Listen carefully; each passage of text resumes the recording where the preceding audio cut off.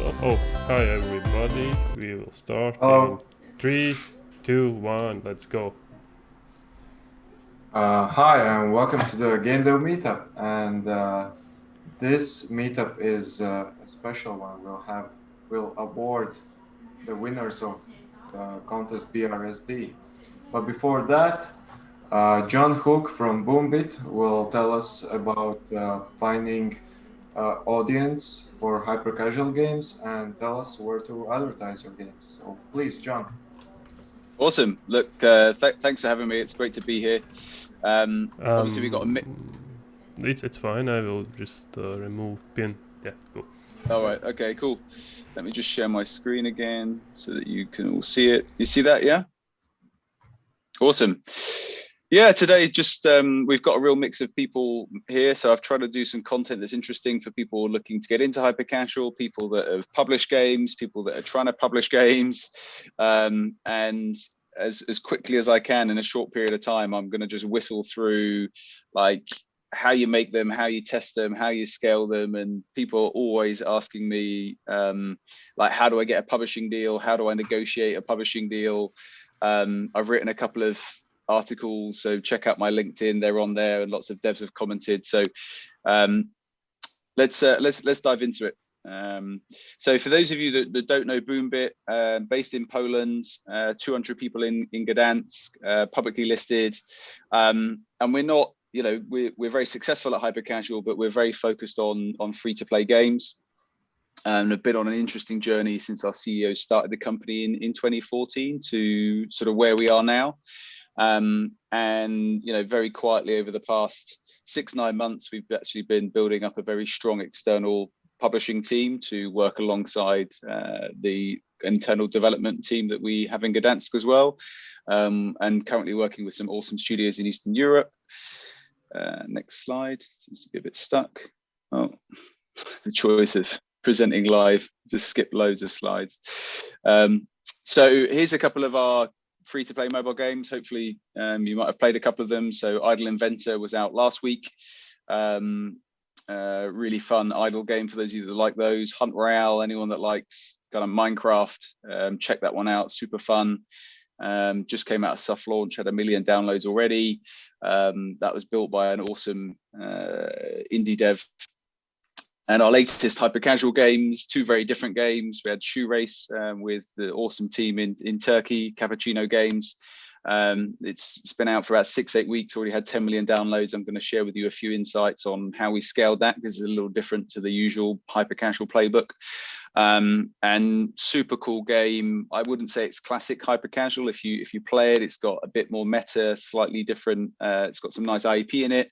But actually from a joint venture, Eastern European studio that we invested in that wanted to do self-publishing. So if you go in the App Store, it's going to be under Tap Nice. It's not under BoomBit. And our role in that is to basically teach them everything they need to know about publishing. So what are the basics of hyper-casual games? I mean, this is really obvious, but keep it simple. The reason I put it here is because it isn't always that obvious, right? People send me the most complex games that I don't even understand. So, if you've built a video or a game, before you send it to someone, just show it to your friends, your kids, and just see if they understand it. Because if they don't understand it and you have to explain it, it's probably too difficult for hyper casual, right? So just some of the basic elements, just a really nice endless core loop. If you look at a runner, pretty obvious. You're basically, running, maybe some sort of tap and hold or sliding movement. It's very hard to fail, right? In hyper casual games, people don't like failing. It can't be punitive. So maybe in some other game genres, you might put on like a timer, for example, in like some sort of like battle royale, hunt royale game. You've got a limited time. Just doesn't work in hyper casual. The audience don't like that. They don't like feeling pressured, right? They're not gamers, right? Unlike if we're trying to build like a PvP game, right? Very different audience. People want to feel good, right? Make it hard to fail, but in the initial levels, make it really, really easy to win, right? The first level should be 10-15 seconds. That it's all like, think about it as like FTUE, right? It's not quite autoplay, but it's that easy that they kind of feel good and they're like, oh, this is fun. What's level 2 gonna have in store? like flat learning curves to link to the next point. You should just be able to play it with one finger with just simple instructions, right? Tap here. And again, like literally my testy is like, could, you know, if I gave this to my nan, right, would she just get it straight away, right? She'd be like, okay, I get it, right? So if my nan doesn't get it, and to be fair, she's a pretty good test for games that you know, I've had in the top charts. Like if my nan gets it, that's a pretty good sign. And in terms of game engines, obviously Unity is you know, incredibly powerful, but you know, we are also totally open to BuildBox. We know there's a great, you know, sort of hobbyist creator community there. We have no preference as long as you put our SDK in. We really don't care. Like really rapid testing. I mean, I'm sure some of you have suffered some of this. So the reality is, in hyper casual games at any one time, if I look at my dashboard right now, I can see, I don't know, 20 studios around the world all working on female runner games or working on some sort of like food game, right? Hyper casual, it's just the way it is. The difference comes down to, of course, execution, but just being as quick as you can in terms of rapid testing, but also release. And there's two schools of thought here. There's the kind of, right, just get something really raw in the App Store as soon as possible. One, so that at least it's approved, because it's then much easier to update than approve a new game. Test it. If it's got good metrics, then just do really short sprints, look at the data, keep improving as you go. So that's one school of thought. The other school of thought is there's more sort of classic, right? CTR videos, test really quickly. If the CTR videos are good, justifies doing a few minutes worth of content, basic CPI, and then doing a retention build. But regardless, in hyper casual, speed is key, unless you're trying a make it fly game where actually there's a bit more meta to it and it's a lot harder for just a normal studio to copy that game. It buys you a bit more time. Another key point is, don't think as hyper casual as like just one genre, right? It's a $6 billion game industry now, right? $6 billion. And unlike when I started in hyper casual, you know, you could just create it. Everyone just thought it was one game. Now, for me, hyper casual is so big that actually you can look at specific types of games or audiences in hyper casual and scale games based on that audience. And you never could do that, right? Hyper casual used to basically be build a game for as many people as possible, super low CPI, really low LTV, off you go. Whereas now, I mean, look at the shoe race that I'll talk about a bit more. It's aimed at women of a certain age, right? So naturally the CPI is a little higher, but because it's built for a specific audience, it's got, you know, really strong LTV that enable us to scale that. So again, when you're developing, think about the type and style of game that you want to create and the sort of trending mechanics, and also art style. People always ask me about art style, right? There is no hard and fast rule. You just need to think about the idea, the audience, and the game genre that you want to create in hyper casual. Testing process, covered some of this already. Again, this is not my advice. I know for every developer I know that loves CTR tests, I also know one that doesn't believe in it and just use it as a game design tool to A/B test like characters, different environments. So I'm going to sit in the middle. I've seen enough examples of, you know, CTRs that don't correlate to CPI and CTRs that do. But generally, if you do this approach, you know, 15-second videos, make sure your first 3 seconds in each videos are different, because that's what people really are looking for. So what I mean by that is, if you have 3 videos where the first 3 seconds are the same, you're basically running the same creative. Just, you know, basic instructions like encouragement emojis you see. Generally early on, don't do any tricks, just run raw gameplay, right? Otherwise you'll get a false result. So if you start putting in like real world footage or assets that aren't even in the game, fine when you've launched and trying to get lower CPI, but if you're trying to see if this is an interesting game, just try and have like raw Unity footage. And yeah, the stuff I said earlier, it doesn't matter if it's Unity or BuildBox. Let's see if these work. So part of it is also, you know, experimenting at CTR stage, right? Like different camera angles, like different assets, different environments. So here's a couple of different videos that we had from Ramp Car Jump. Let me play it.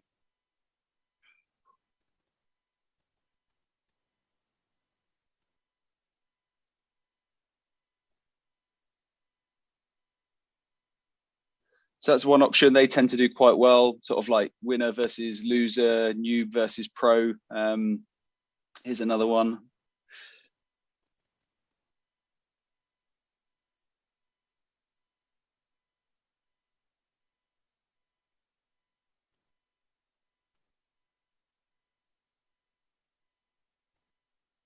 So basically what you're trying to do is just find like the most exciting dynamic parts of the game that you think are going to catch people's attention. So in that one, it's the kind of the slingshot, hitting the ramps. You know, you don't need to show everything, but it all comes down to creative testing, right? It's trying to find those most interesting CTRs that are going to give you the best CTR, CPC for CPI. Next one. Oh, it seems to be frozen again. Let's see. This is like literally like playing like bingo or something. I pressed it. I've got no idea what slide is going to come up next. It seems to have frozen. There we go. People always ask, what metrics are you aiming for?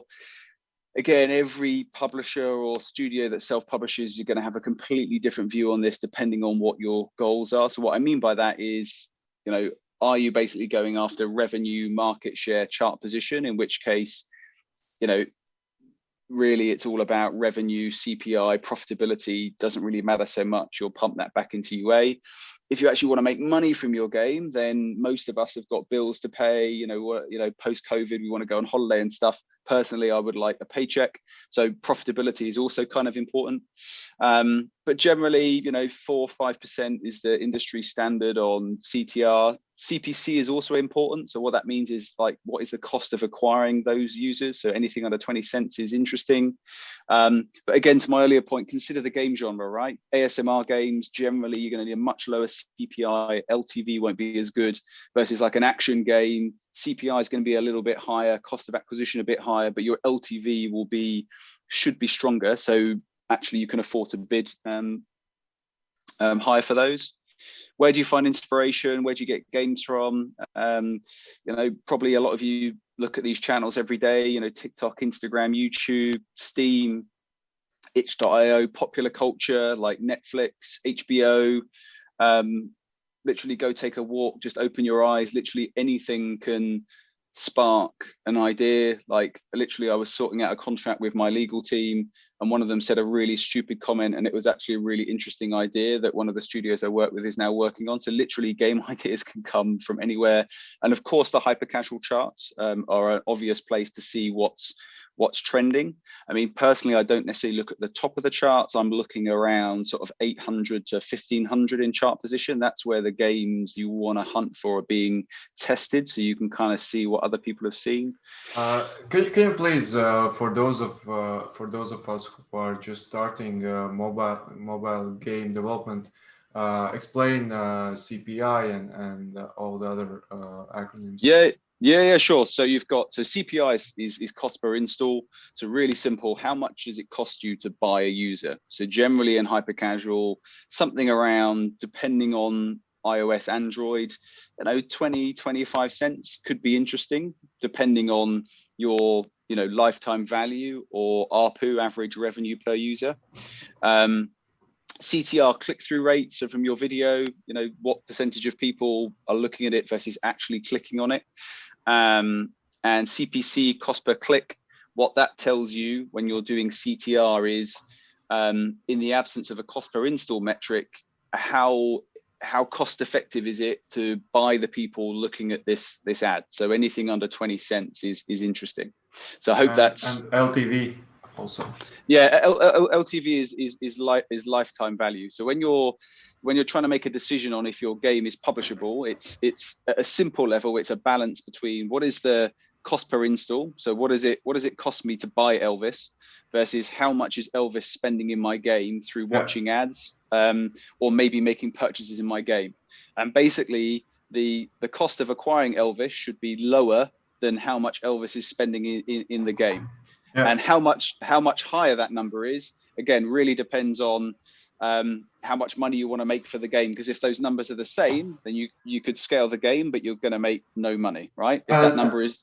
Yeah. And another question is, what do you use for measuring? Do you use the standard App Store metrics, or you use some special software for that?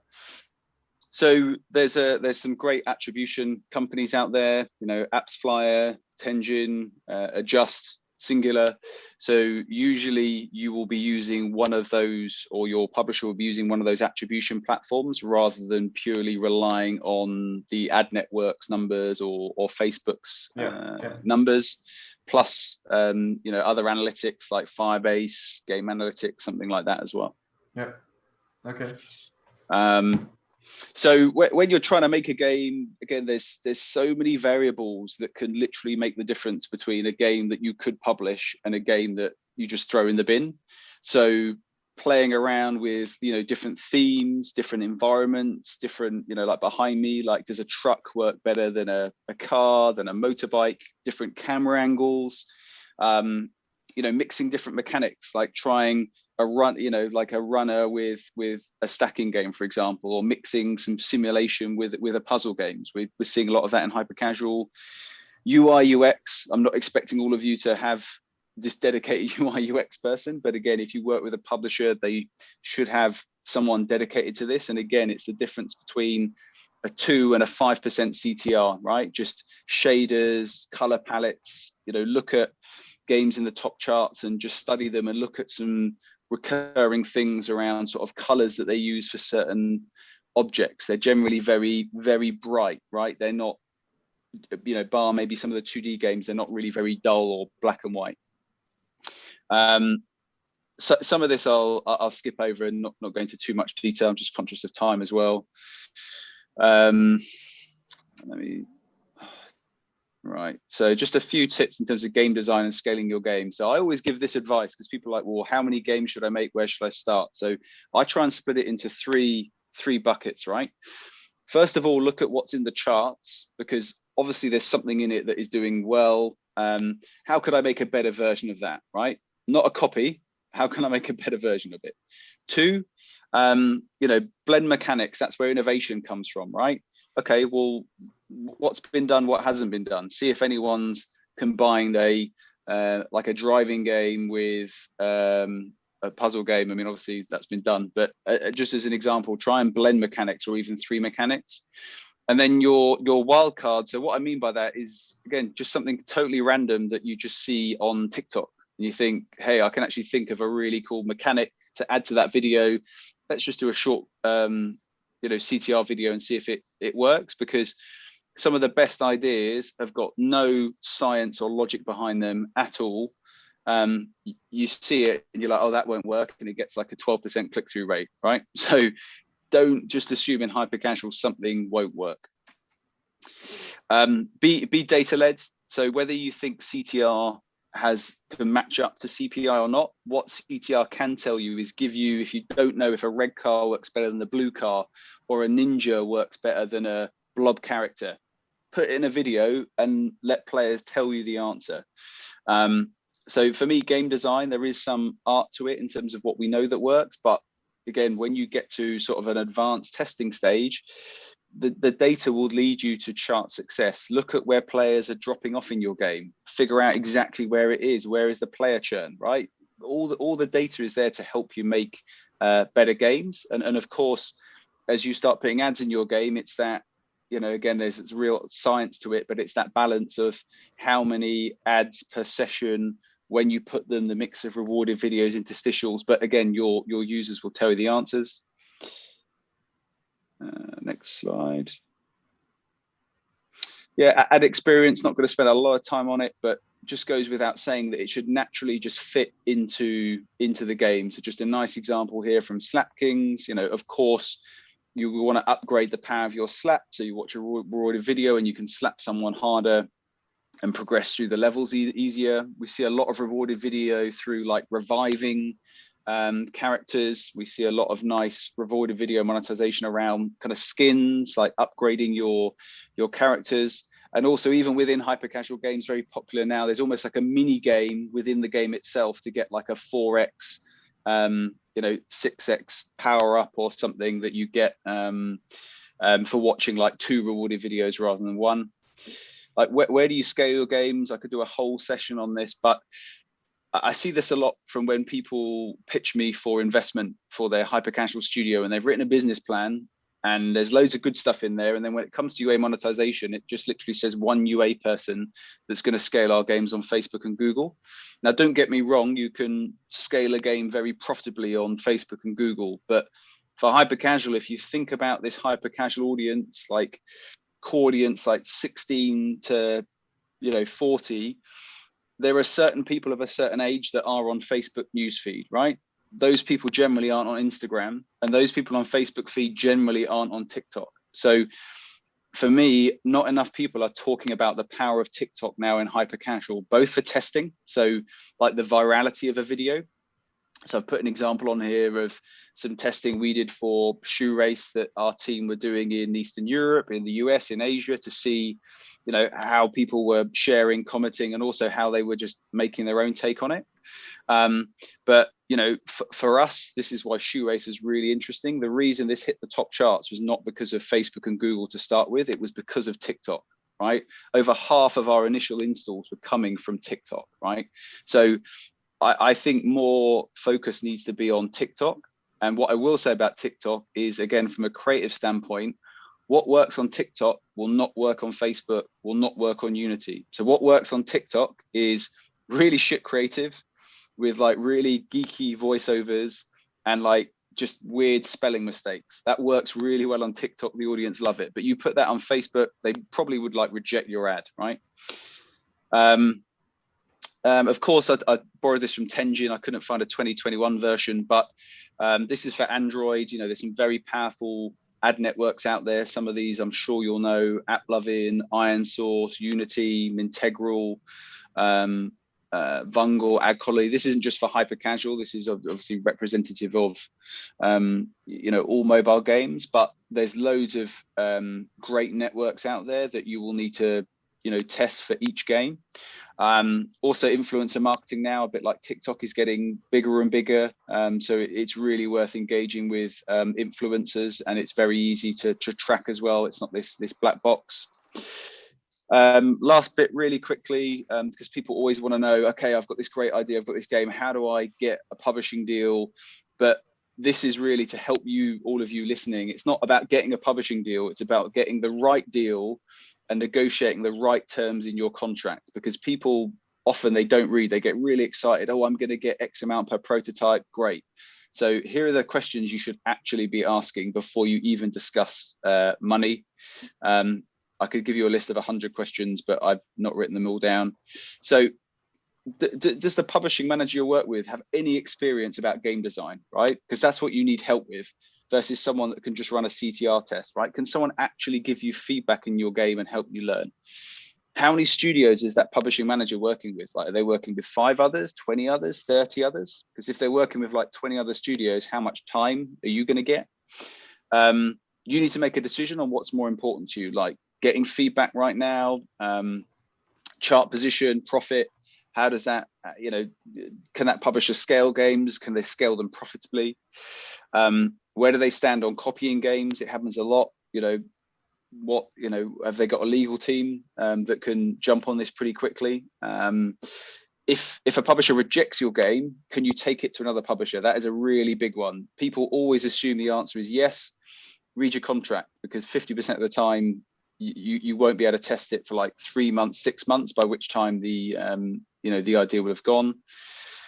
Said about scaling games, like extra resource, like we're all working really hard, we're all hustling. Some of us are great at some things, but yeah, we need a bit of extra support, right? Sometimes we need a bit of art support, maybe someone to check our code. Like, what resource can the publisher give you there? Can they help you? Do they even build creatives? Do they expect you to build it? How and where will you test my games? It's really important, right?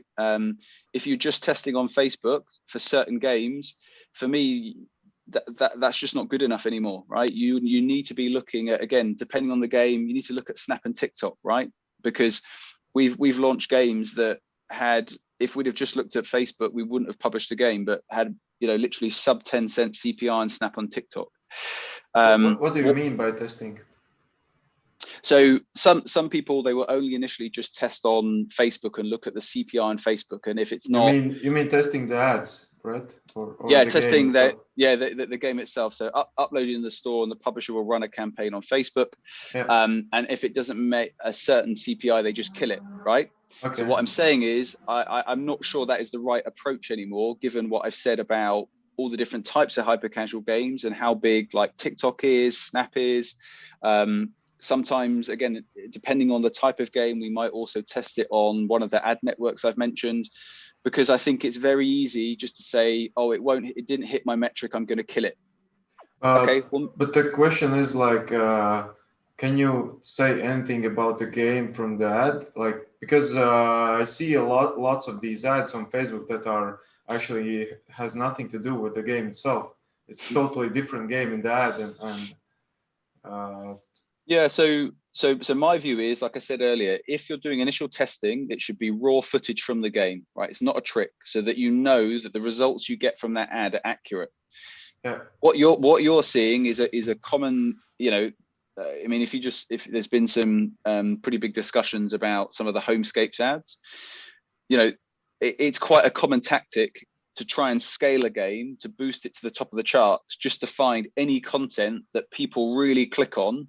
They go to the App Store and they download the game. But then, to your point, Elvis, they download the game and they're like, hang on a minute, this has got nothing to do with the ad. So you might boost yourself to the top of the charts, but you're going to make no money from it because people will uninstall it straight away, right? So your hypothesis is that if people like what they see in the ad, they will also stay in the game, right? Yeah, if they like what they see in the ad, Yeah. and the content in the ad is in the game, yeah, that's good. They will not stay in the game. I mean, if you dig in some of the hyper casual forums, you'll see some people talking about some bad experiences they've had with publishers that have done this. They hit the top charts, but the publisher was using a creative that was nothing in the game, so it hit the top charts and they made no money because people just uninstalled it straight away, right? But unfortunately, it is a trick that can get you to the top charts, but you make no money from the game. Okay. Yeah, I see. Okay. Thanks. Yeah. Also, for all developers, right? You should, rather than just be getting a CTR test or a CPI number to help you learn, right? They should send you each creative that they built and what the result was, so you can basically try and learn. Okay, where did I do well? What was it about this creative that got the best result versus this creative that didn't? So like art style, camera angle, so that every time you try a new idea, you're getting better. Because if they're not giving you that information, how do you get better, right? You need feedback to improve. It's not good enough just to say, oh, we're not going to kill the idea. So yeah, how do you communicate? Is it a dashboard? Is it a Slack? Do I get access to like a human being that's going to talk to me? Do you provide game ideas, right? Some developers are amazing at executing ideas, but just coming up with ideas is not their thing. So does the publisher give you game ideas to work on? Do they give you trend reports? So, we send out like weekly trend reports from social media, from pop culture that the team work on. And then what am I going to learn, right? Unless you're that 0.001% that literally has a random idea, builds a game, and just so happens to fly on the first attempt. Most people that you see hitting the charts and then having repeat success, they've been working very hard for a long time and learning. All right. Anyway, I try to cover as much as I can in a short period of time. Chuck questions at me or just ping me and we can chat. Yeah, I will allow everyone to unmute themselves. If you want to ask questions to John, you can. There was one question from Andres, actually. He asked if you can share the slides afterwards. Yeah, sure. I'll send them to you guys and you can pop them in Discord or wherever. Yeah. Awesome. Yes, thank you. Cool. Other questions. Elvis, do you see the YouTube chat? I can check.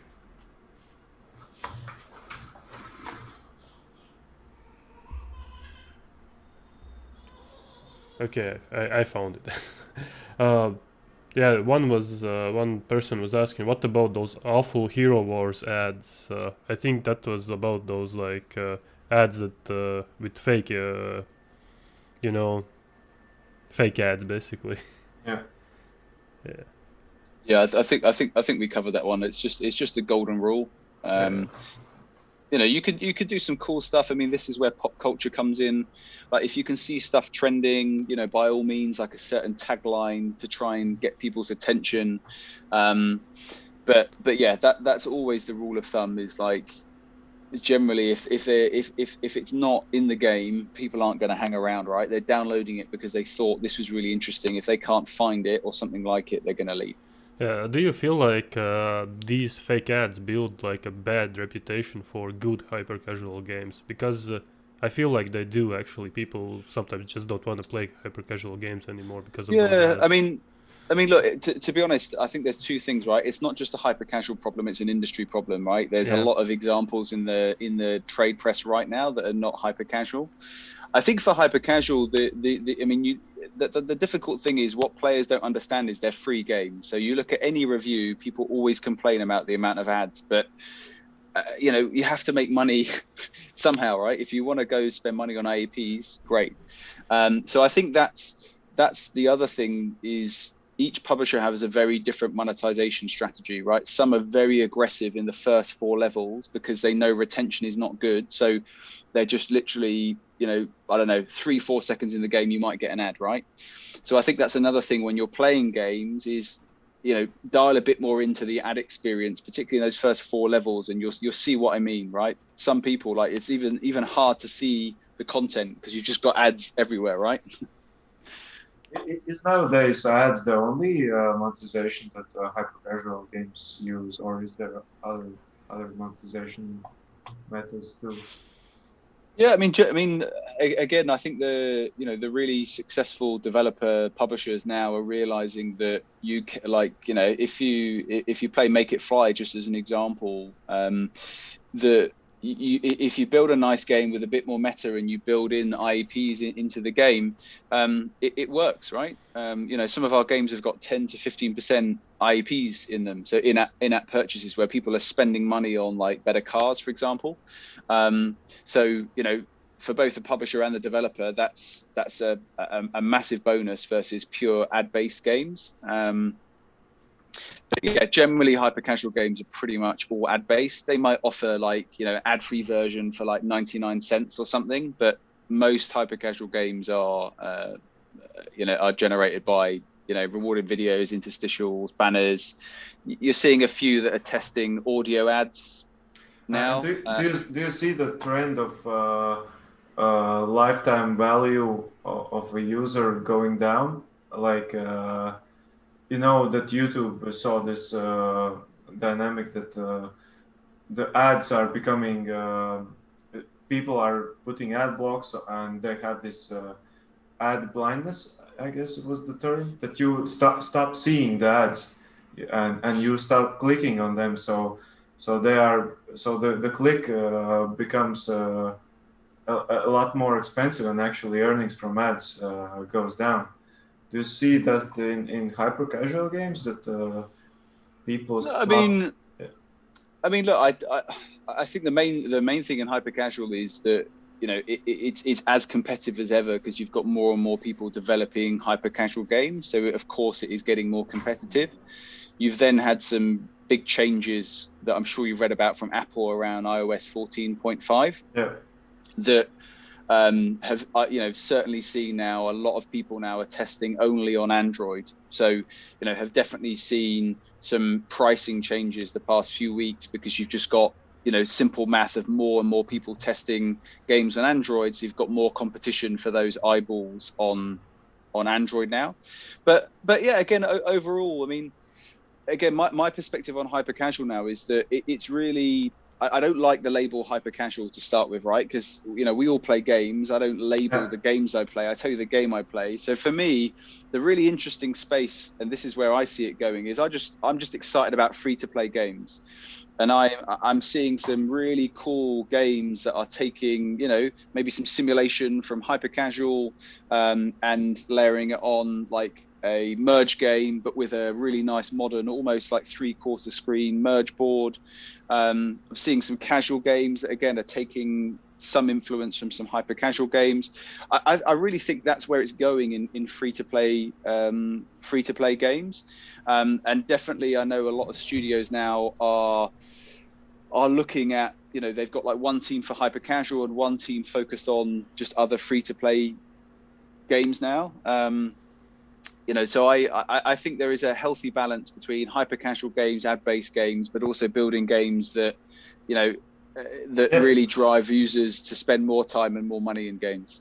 Yeah, but I mean, like, if you, for example, show an ad after every level, and a year ago maybe it generated X amount of money, and now it generates less or the same, is it going down? And you are forced to show more ads to earn the same amount, or there is no such dynamic? No, I mean, again, it's a difficult question to answer because each publisher, developer's got a very different ad strategy, and again, each game is very different. You know, again, the fact hypercasual is a $6 billion industry tells you that hypercasual is continuing to grow. More players, you know, are coming in at the bottom. I think other people from other genres now are discovering hypercasual because they realize actually there's some really cool hypercasual games that aren't just these, you know, really low poly art games throwaway.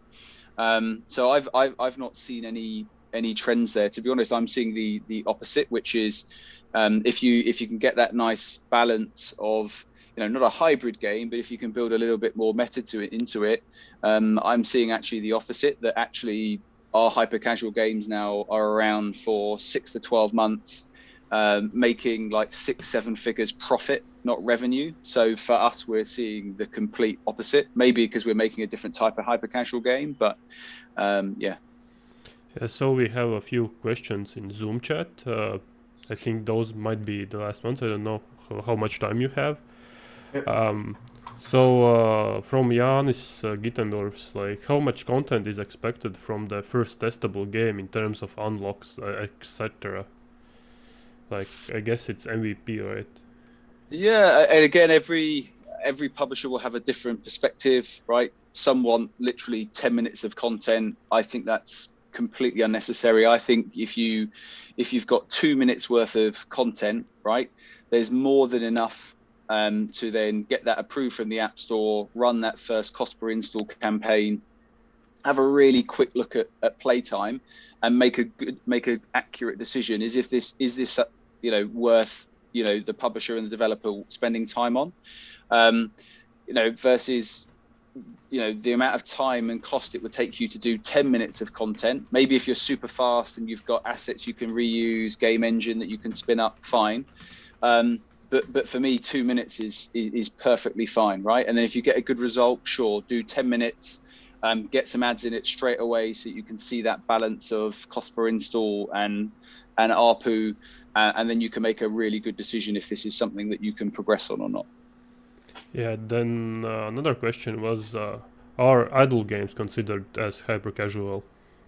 Great question. So I'll answer it this way. So for me, the closest thing to hyper-casual is hyper-idle. So what I mean by that is you're aiming for the CPI of hyper-casual, but the LTV of an idle game. So generally speaking, there's about 10% IPs in these, 10 to 15%, versus for me, more classic idle or casual idle. So our Idle Inventor game, for example, generally that's more like 50% IEP.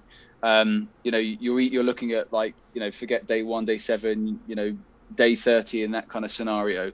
Hyper idle as well, they will have a similar art style to hyper casual games, a kind of similar core loop, but generally they have this sort of like 3-button sort of monetization. That's sometimes a bit of a difference between classic hyper casual. But I've seen quite a few successful hyper idle games now. But yeah, so for me, they're a bit of a hybrid. Yeah, okay, that's super interesting. I didn't thought about it that way. Actually, it's so cool. Another question is, do you test an app gallery, or is that used or not post first tests? Test an app gallery? Yeah, do you test on it? I guess. On it? Yeah.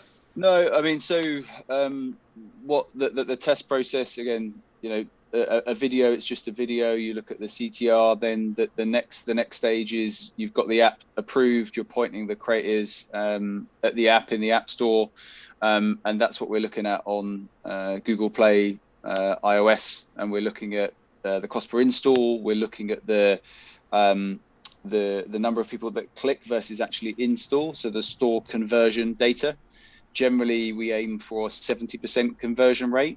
If it's lower than that, it may be for a couple of reasons. It might be kind of some of the things that Elvis was asking around the creative. It might be that the App Store is not an accurate representation of what was in the creative. So people land on it and they're like, well, that's not what I was after, and then just leave. It can be some things that are easily fixable about just some better images or putting a video on there. That's generally how we test. Okay, I think from the chat that's it. There's no more questions. Awesome. There. Yeah, thanks. That was really, as Anders said, really actionable presentation. There's not a lot of these presentations.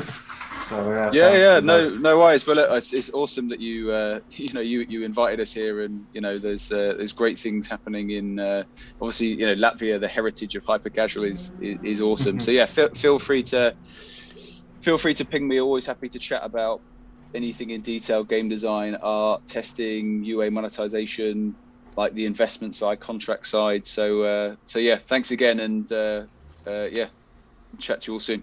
Yes, thank you. Yep, thanks. So we will actually begin, I guess, the next step. So I need to set up a bit. Yeah, let's move on to the event we're all waiting for. Yeah, okay. So it's the BRSD Awards. The best awards of the year. Yes. the only awards you need. Okay, so I hope, share sound is on. The problem is the Zoom thing glitched out. Let me see. Just press present. Yeah, that's I am presenting, right? Yes. Okay, but doesn't want to. I guess I will just share the slide in the so in the stream you should see just the presentation, and in the Zoom you should see also presentation. That should be all fine. So there is a bit of change of plans. I will be the presenter. So Elvis, I hope you will help me a bit. Sure. Yeah, awesome. I want to actually bring in the cameras here so we can see the people who are talking. So let's begin. This was a journey, and I'm really glad that we actually have like 16 games submitted, and we actually have some really great prizes this year. Estoti has a special prize that we will talk about later. The donation fund was quite huge also this year, and also we have the grand jury prize. Like every year, 3 places, and also on top of the cherry on top of all of this is that if you win any prize, Latvian Game Developers Association will help you to buy a Steam license, for example, to put your game on Steam or on Google Play or App Store. It's in a limited time. I guess it was till August, but you can see details in itch.io page. Everything is written there in Latvian, because all participants are locally from Latvia. I hope in chat there are also people that are not from Latvia who will enjoy these awesome games. I think there are like various stages in development, but me personally, I thought most of them were pretty impressive. So, okay. Before we start though, let me thank the organizers. That was me, Jazeps, and also people helping us from Latvian Game Developers Association. Without Elvis, actually, this thing wouldn't be happening. So Elvis is the man that started all this. It's 10 years. Can you believe it? Yeah, but it wouldn't also happen without you. Yeah, I mean, it's crazy. Yeah. So yeah, we kind of tried to do, like me and Jazeps, this year we were the organizers. We kind of tried to stick to the traditions. We maybe did something different with itch.io instead of the forum. I hope everybody liked it. Feedback is always welcome. So please just bombard me and Jazeps with your feedback. It's fine. We will try to improve the process next year. I mean, if we will be organizers next year, we will see. But I hope this tradition will continue to happen. It's super amazing. I find it incredible that this began as a feud between two game developers in some random forum, right? Yeah. That's so crazy. And yeah, 10 years later, we have a jury, we have a big fund of, people donating. And yeah, even like a big developer like Estoti is also like sponsoring a special prize. So that's, I mean, 10 years is awesome for this kind of a local contest, in my opinion. Okay.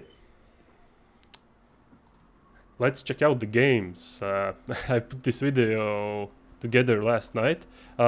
Before I start this video, I want to mention that some of the games didn't have any sound, so I put in my own music. So I hope that was okay. Later on, this video will be available on the YouTube, and you can check the details out which games didn't have any sounds.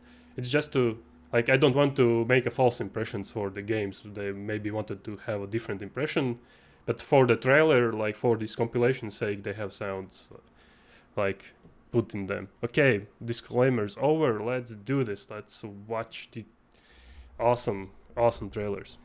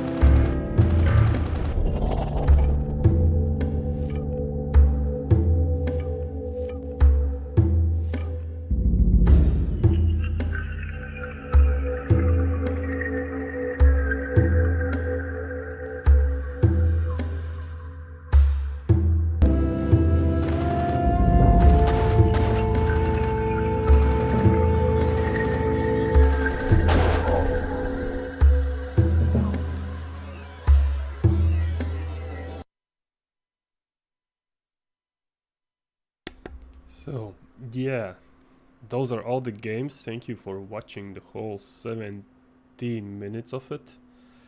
I mean, is this awesome or what? I think it's awesome. Let me just actually want to. I mean, in the meantime, Elvis maybe can tell you what he thinks of these games. Yeah, I think the average game is better than the previous year and maybe previous few years.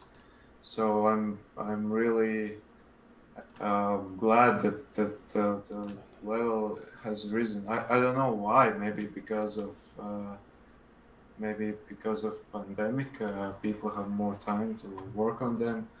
Maybe because of the Estoti award. Not sure, but they look really good, and the scope is it.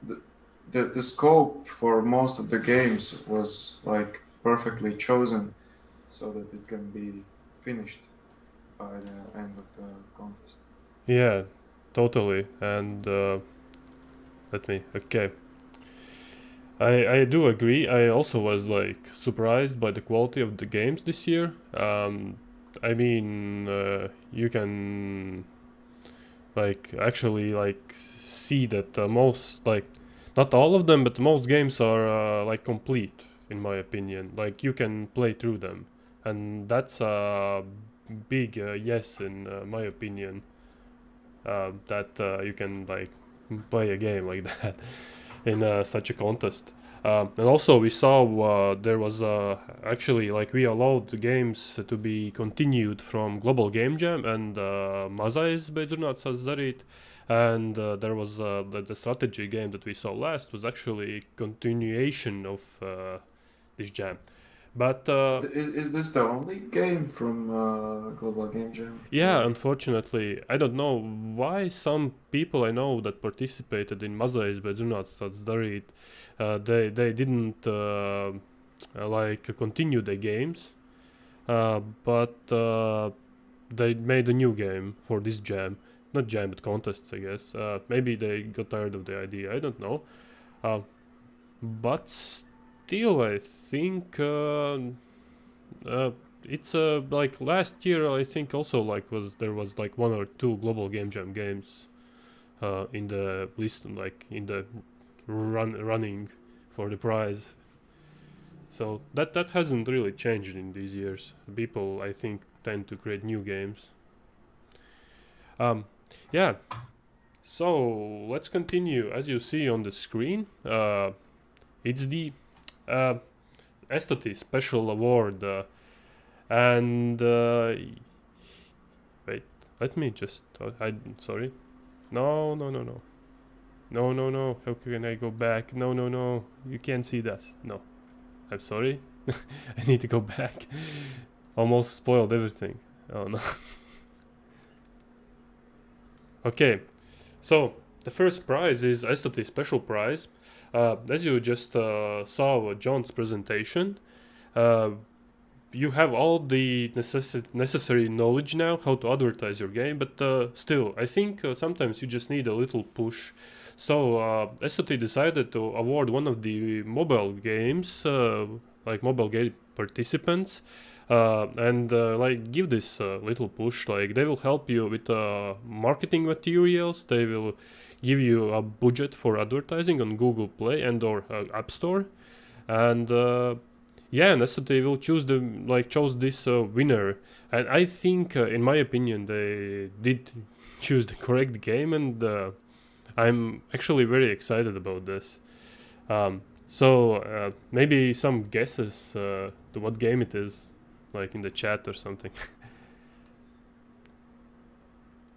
Okay, I will let you guess for like 5 seconds, because like in 5 seconds we will reveal the first winner.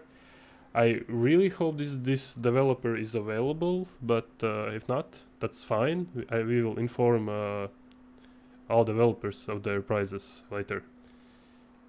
Okay. Let's see. Who is the winner of Estoti Special Prize? And yes, it's break the block.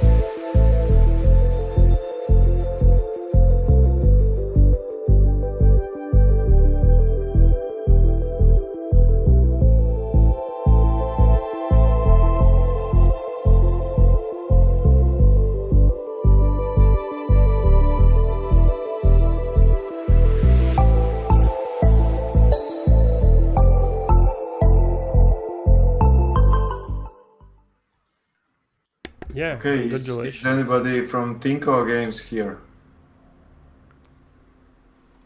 Sveicināti! Yeah, Es vēlētos teikt paldies asociācijai un Estotī par šo konkursu, sponsoriem, paldies! Un liels paldies Estotī par tieši šādu balvu, kas ir liels atbalsts visiem iesācējiem un gribētājiem tajā tirgo tikt. Paldies! Paldies, varbūt tev ir kaut kāds padoms, kāpēc, vai kas bija tieši tas, kāpēc tu uzvarēji? Varbūt tieši tas, ka gribējās noslīpēt to spēlīti pēc iespējas labāk, jo šis ir mans pirmais konkurss, piedalos pirmo reizi tādu tipu pasākumos. Un reāli tā ir arī pirmā spēle, ko es esmu izveidojis. Un līdz ar to, jā, gribējās mazliet noslīpēt un parādīt tomēr kaut kādas iemaņas, ko es esmu iemācījies. Un principā tas arī viss. Jā, paldies. Paldies un apsveicu. Jā, paldies visiem. Super, es arī apsveicu. Un mēs tieši, es zinu, mums ir tāda lieta kā Godot grupa, un mēs tieši arī runājām, ka tieši šāds atbalsts arī noderētu izstrādātājiem tieši šīs spēles. Un man ir tāds liels prieks, ka tieši šī spēle ieguva balvu, jo es ticu, ka tieši Tinko Games turpinās izstrādi un arī publicēs reālu spēli. Tā kā man patiešām ļoti priecē tas. Tā. Kāpēc viņš tā dara? Nekas. Tā, man vajag nāk. Ok, congratulations. Tā. Tā bišķiņ, jā. Ok. Tā, mēs kustamies tālāk. Tā. Mēs beidzot esam nonākuši. Ok, I'm sorry. Yeah. We started this in English, we transformed this in Latvian. So yes, congratulations to the Stotity special prize winner. As I said, that this is like a little push for an already well-made game. So I have no doubt that this developer will continue and finish this game. I'm like super excited about that. So next up is donation fund, and we actually have, as you can see, this is a very big pot of gold here, as to say, like 470 euros divided by 3 places. First place gets 60%, second place gets 30%, and third place gets 10%.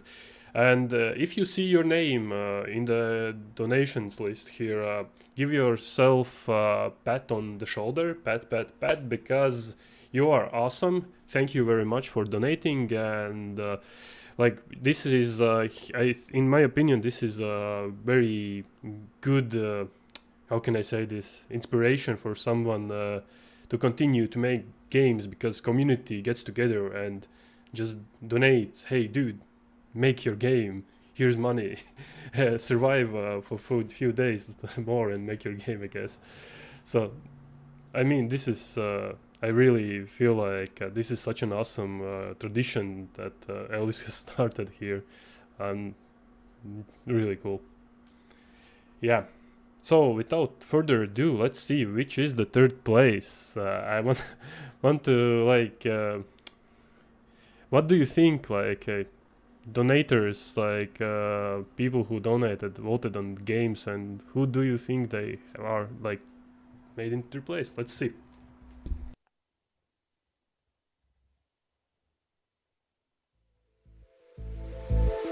It's again Tinko Games. I feel like this is a tradition that special prize goes to the third place of the popularity prize.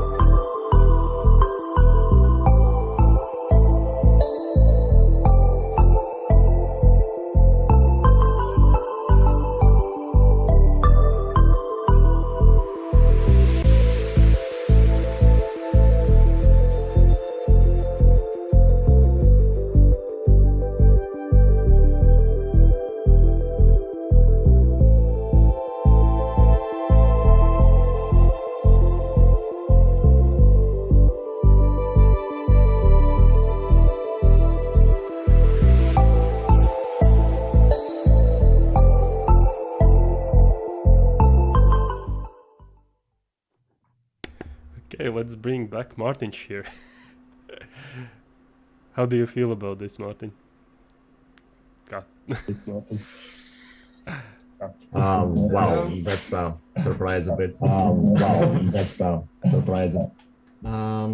Vēlreiz jāsaka paldies asociācijai un visiem pārējiem, kuri pamēģināja, novērtēja gan manu, gan citus darbus. Un, jā, tas iedvesmo. Tiešām, paldies. Vai tu uzskatīji, ka tas, ka tu piedalies pirmo reizi, tev bija varbūt kaut kāda priekšrocība? Pilnīgi nē. Tā bija vēlme pamēģināt un, teiksim, paskatīties, ko iesniegs citu un ko teiksim, es varētu. Principā, redzot visas spēles, es cerēju vismaz 10 trāpīt, tā godīgi sakot. Bet, necerētu, mazliet necerētu. Labi, augstāk, ļoti labi, jā. Paldies, ka piedalījies. Jā, super.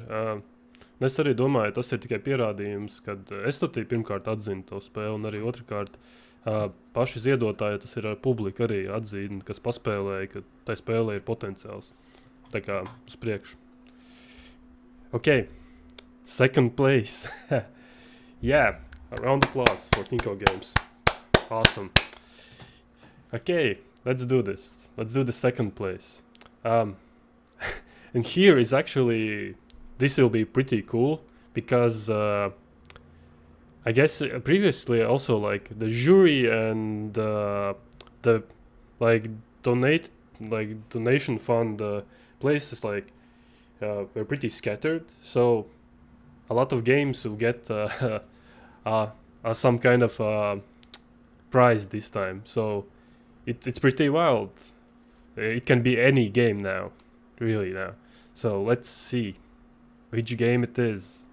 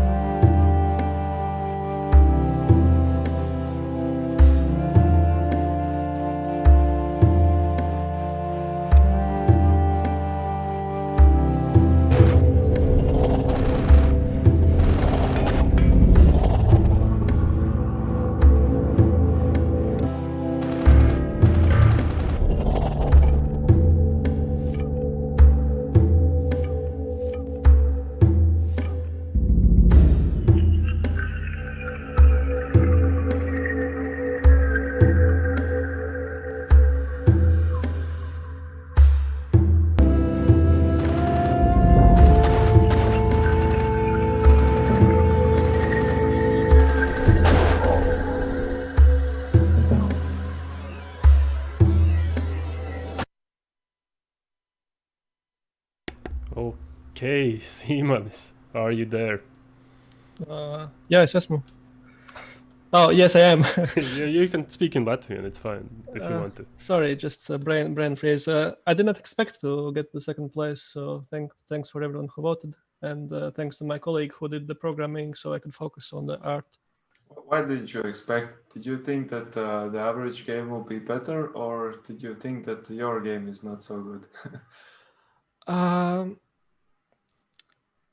I think the game by Andres was very good, and the Crown of Pain was also very good, at least visually. And so if the third place was taken by the mobile game, then I thought I didn't have a chance. So that's why.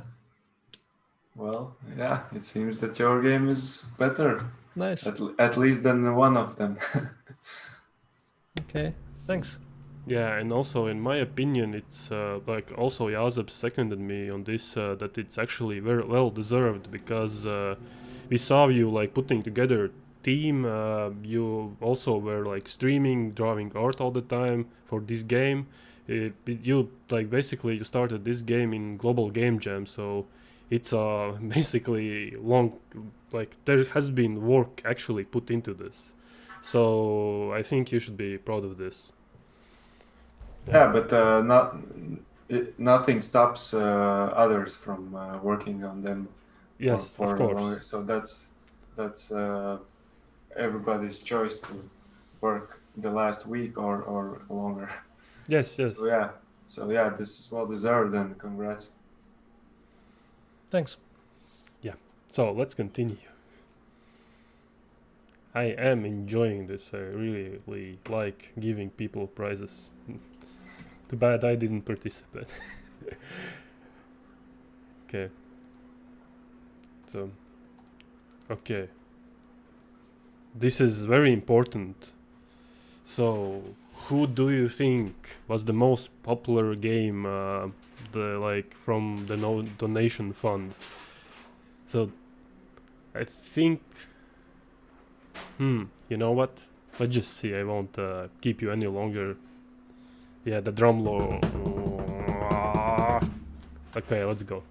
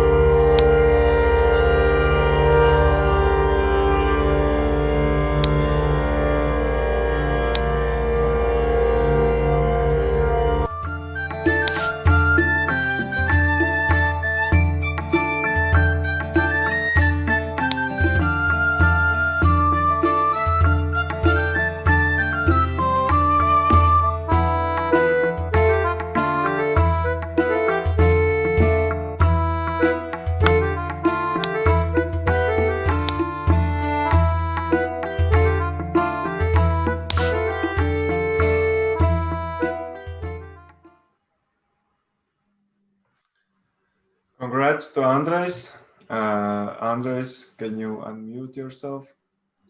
Can you hear me? Yeah. Yes, we So can. I have immediately a question.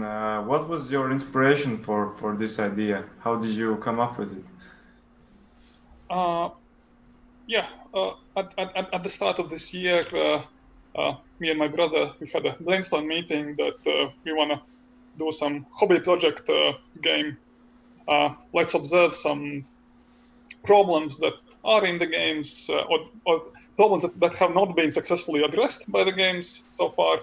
And one of those problems was that adventure game gameplay often is kind of icky because you always get stuck somewhere, and there are very little amount of detective games where you actually have to do some detecting. And yeah, we set out to try to somehow solve this with this game. Yeah. By the way, I got stuck in your game.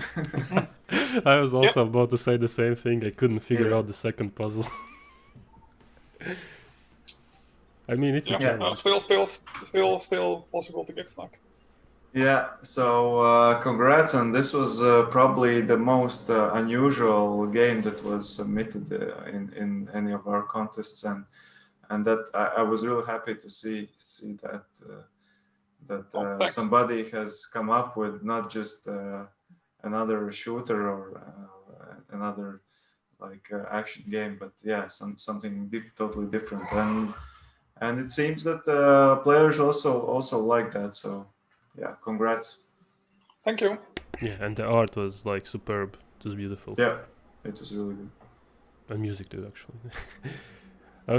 Okay, let's continue. So, finally, it's time for the grand prize, the jury prize. So, for the jury, we searched far and wide, and here in Latvia. So we basically contacted a few of our contacts that are very from indies to professionals, like international jury. That's how BRSD jury should be. So let's give it up for game designer at Thunderful, Sebastian Larsson, Craig Zatzok, CEO at Heaven Made, the maker of Warcube. Then Jonas Kopka, QA lead for Idle Miner Tycoon at Colibri Games. And our own, like here in Latvia from Estoti, we also had in jury Raivis Peris, the super scrum master. So I think this was like super strong jury to look at your games. They were super objective, and I'm really proud that these people came together and looked at your games. So a bit of round of applause, I guess, a bit. I hope headphone users didn't die. So yeah, thank you very much. So there's a total awesome prize pool of 1,000 euros. First place gets 500 euros, second place gets 300 euros, and third place gets 200 euros. This is for you to eat and finish your game. So if you win any prize, I expect a finished game by the end of the August, okay? Okay. That's the deal here. I mean, you will get the prize anyway, but I'm just saying that's the deal here. Okay, with no further ado, like a bit of a drum roll. Let's see who's in the third place. Who is in the third place? Okay, I can't wait anymore. I don't know about you guys. Let's just see.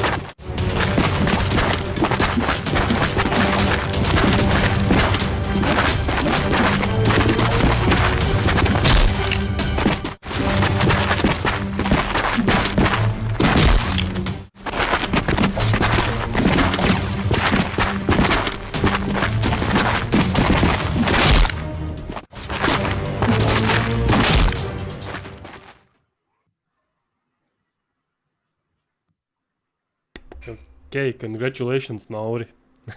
Yeah, congrats. He's not here. Yeah, I think he said that he can't make it in the Zoom call.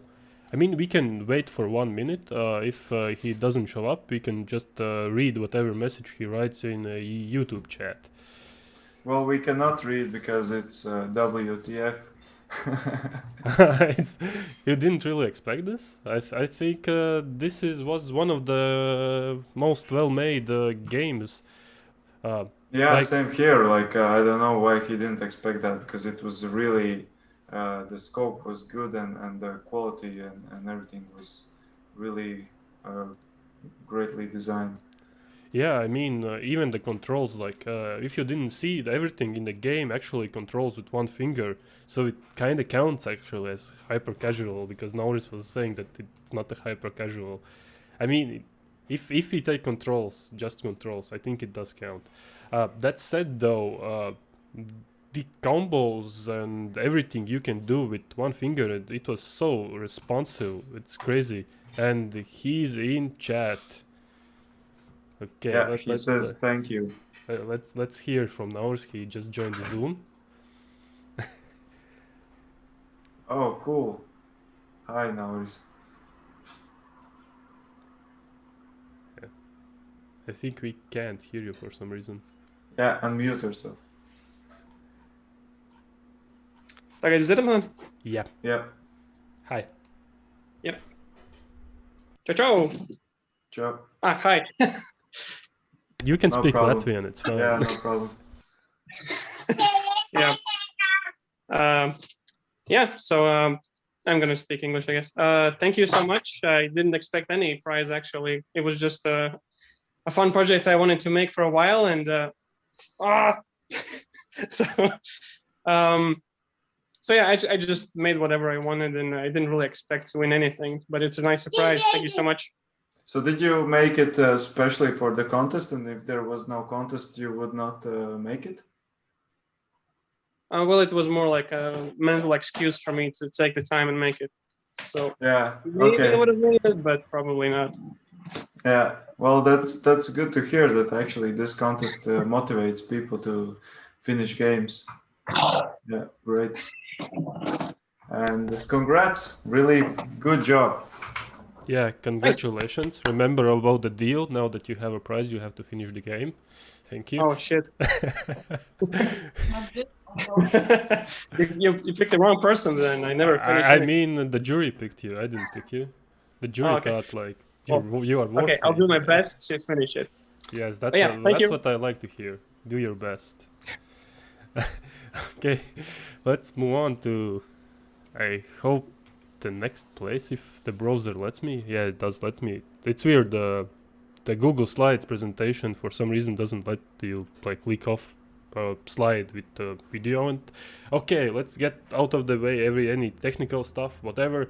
So it's time for the second prize, and I can tell you this: the jury picked some freaking awesome games here. The second and first place both like deserve this. So let's.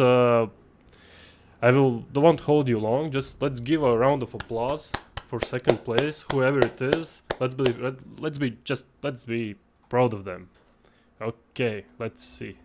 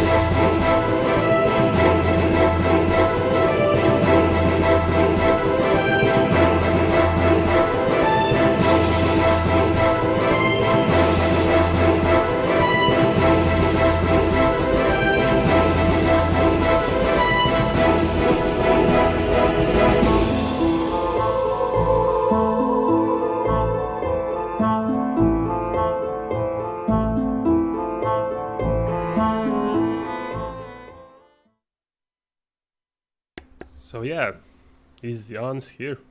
Yeah, Jan is Congrats. Okay, we don't. Can you hear me, guys? Yeah, We can hear Wow. you. Okay. To be fair, I wasn't. I actually expected the list to be the top 5 and see myself at least at the top 5. To be fair, because an amazing art. That's a big shout out to Zana Storita. She did an amazing job with an art. Another shout out to Coldwell Games. Vladimir definitely helped me get over my mental barriers just just do it. So that's a big thumbs up.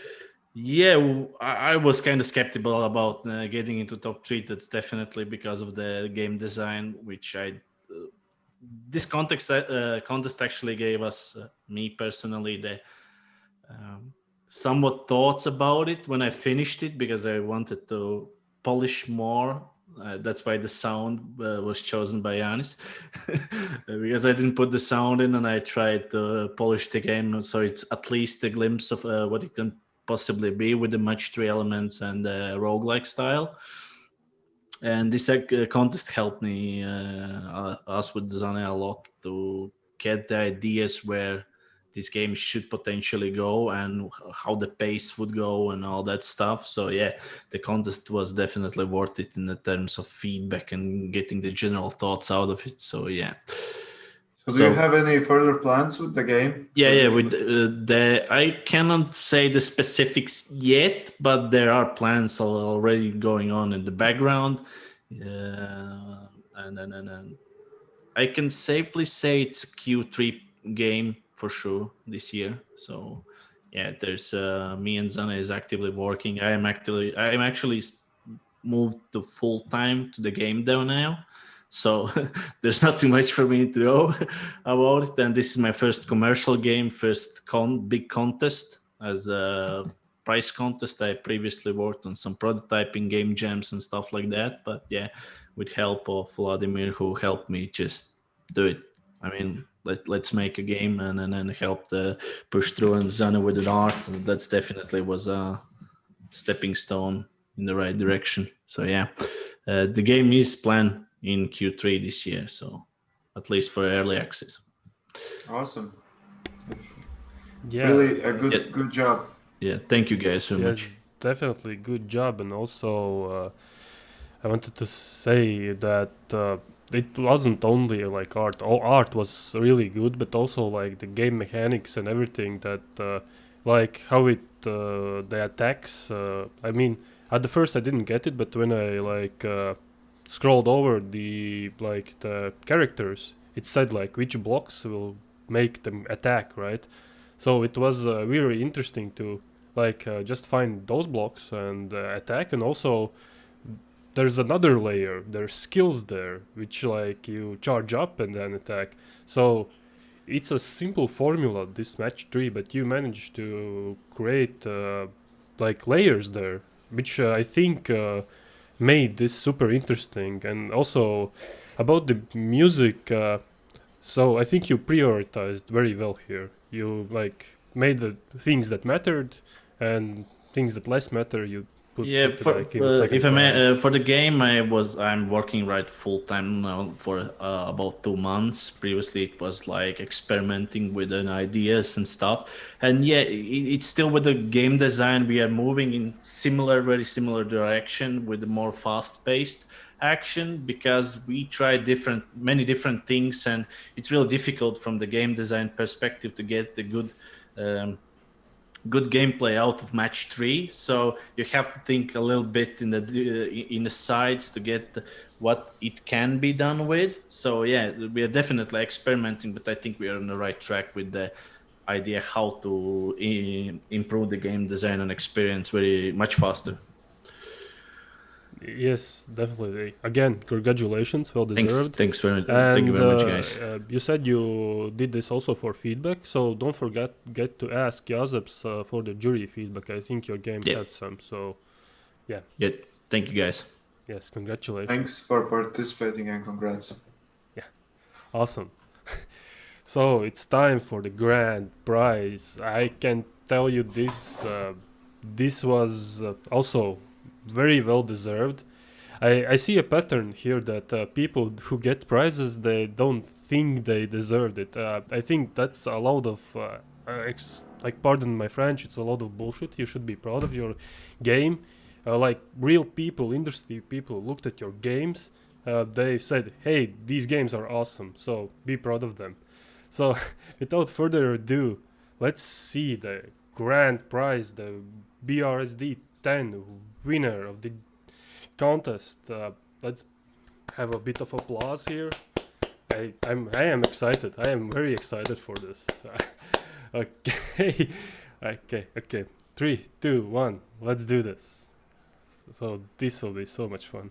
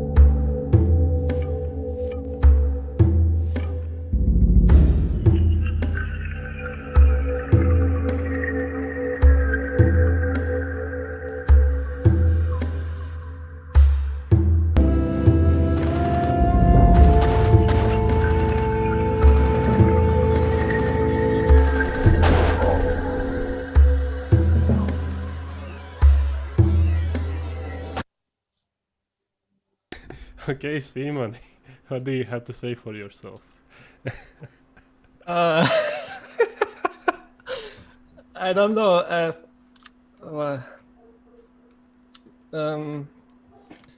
Yeah, I guess I have to continue to work on this game. I just need to convince the programmer. So you tried a few times, and finally you get to the top. So how do you feel? Do you think that all those previous tries, did they move you closer to the win? Yeah, I think so. It's like I was starting to lose hope. Maybe I was like hopeless in terms of game development. Yeah. But yeah, it's really great to finally manage to win something here. So will you now win all the contests? Well, I will need some time to finish this game. So in that time, I probably won't be participating so actively. So yeah. Okay, so you have like great plans for the game. It all depends on the programming, because I'm working on my own project, which I will postpone because of this. And it really depends on the other guys. Maybe I will need to find some new team members or talk with the guy who helped me. Okay, awesome. Thanks. Great job. Yeah, thanks. You did it. You finally did it. You job. put your picture on the wall of winners of BRSD. Cool. So yeah, now you are in the Hall of Fame. Yeah, I'm really happy about this. I really am. I knew that you wouldn't expect this, and I'm so happy because I really did saw how hard you worked on this, and to see you succeed after so many tries, it actually gives me hope, and I hope that this gives everyone else also some hope. So, in my opinion, this is really one of the best results that could have been. So thank you and congratulations, and don't forget to put it on Steam Early Access. Gamedev Association will cover the costs for the lessons if you want to. And that goes... Definitely do that. What? I'm sorry? Yeah, definitely do that. I'm just supporting you. Yeah. Yes, because then you will get more feedback. And don't forget to ask for feedback from Jazeps. He will share the jury feedback. Why did they think that your game was so awesome? I think that's very valuable to you now. And actually, like everyone that participated here, actually, like Linda in chat also mentioned that it wasn't really a clear winner this year. And later, when you see the points and stuff like that, you will see that it was very close calls between everybody, basically. So, well, the top 5 or 7 places were like very tight. So, yes, I mean, Yeah. And congrats to all the winners today. And you all did a good job. yeah. And thanks to all who participated and all the games, as we already talked, were really good and definitely the average game was better than previous years. So I'm really happy with the result. And yeah. By the way, I'm holding hands up because of my weird camera. Whenever I put them down, I become yellow. So yeah, that's weird. But yeah, thanks to everybody and thanks to everybody who joined this meetup. It was meetup 96, and we are really rapidly moving to meetup 100. I hope that our plan that we had years ago, that we'll have a huge meetup 100 in real life, is somehow going to happen. Not sure. 4 months only. Probably not, but maybe we will meet in real life and have a huge party on Meetup 100. But for now, thanks to everybody who was watching the stream. Thanks to all the participants, and see you in the next Meetup 97. Thank you and see you. Bye.